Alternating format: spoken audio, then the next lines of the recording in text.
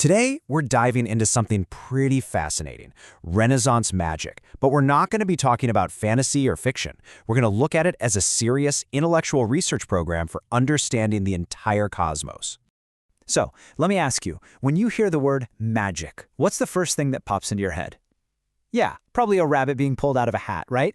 Or some kind of card trick. For this explainer, I want you to take that image and just set it aside for a few minutes. Because our whole modern idea of magic is just entertainment, well, it is a million miles away from how the sharpest minds of the Renaissance saw it. For them, magic was this serious, deeply scholarly project. It had nothing to do with illusion or deception. It was a profound search for the hidden order of the universe. So where did an incredible search like that even begin? Well, it all started with a really fundamental belief they had about the very nature of reality itself. The core idea, the whole foundation of this thing was built on one big bet, a wager that the world makes sense because it has an order to it. You see, these thinkers didn't look up at the stars and see random, meaningless chaos. They saw a cosmos that was just brimming with meaning, like a giant, intricate book filled with clues, just waiting for someone to come along and learn how to read it. Okay, so how do you read a cosmic book like that? The key, their Rosetta Stone, if you will, was a concept they called correspondences. This was the hidden grammar of the universe, the belief that everything was secretly connected in this vast, invisible web of sympathies. We're talking stars linked to stones, plants to planets, and, most importantly, all of it connected back to the human mind. To map this hidden grammar, they became master synthesizers. They wove together all these different threads of ancient knowledge. You had the mystical Egyptian Greek texts of the Corpus Hermeticum, the deep spiritual philosophy of Neoplatonism, the Jewish mystical system of Kabbalah, and they grounded all of it in the rigorous logic of things like mathematics, music, and astrology. What they were trying to create was nothing less than a grand, unified theory of everything. Now, a project this huge wasn't built by just one person, of course. It had its key architects, and we're going to look at three thinkers who really laid the foundation for this entire worldview. Let's start with Marsilio Ficino. He was a central figure in Florence, and he's really the one who gave this whole movement its most elegant, powerful voice. Ficino pictured a universe that was literally alive, just humming with spiritual energy. He believed that through things like harmony, imagination, and very focused ritual, a person could actually tune their soul into these higher cosmic orders. It was all about finding your personal frequency in the grand symphony of the universe. Our next architect, Giovanni Pico della Mirandola, took this idea of humanity's role in the cosmos and went somewhere truly radical with it. So Pico's famous idea of the dignity of man wasn't just some nice, feel-good sentiment. It was a powerful philosophical position. He said that humanity has what he called metaphysical latitude. What that means is we weren't fixed in the great chain of being like an animal or an angel.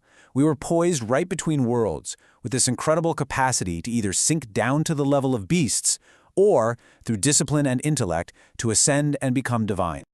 So we have the harmony of Ficino and the human potential of Pico. Now we need someone to organize it all into a workable system. And that's where Heinrich Cornelius Agrippa comes in. He was the great systematizer of Renaissance magic. Agrippa was the guy who took these big philosophical ideas and tried to turn them into a practical working system. He defined the occult not as something spooky or supernatural, but simply as hidden causality, all the cause and effect relationships that aren't immediately obvious to us. For him, that grammar of sympathies we talked about was basically a science, something that could be learned, mapped, and understood. So, let's do a quick recap. We have three huge contributions here.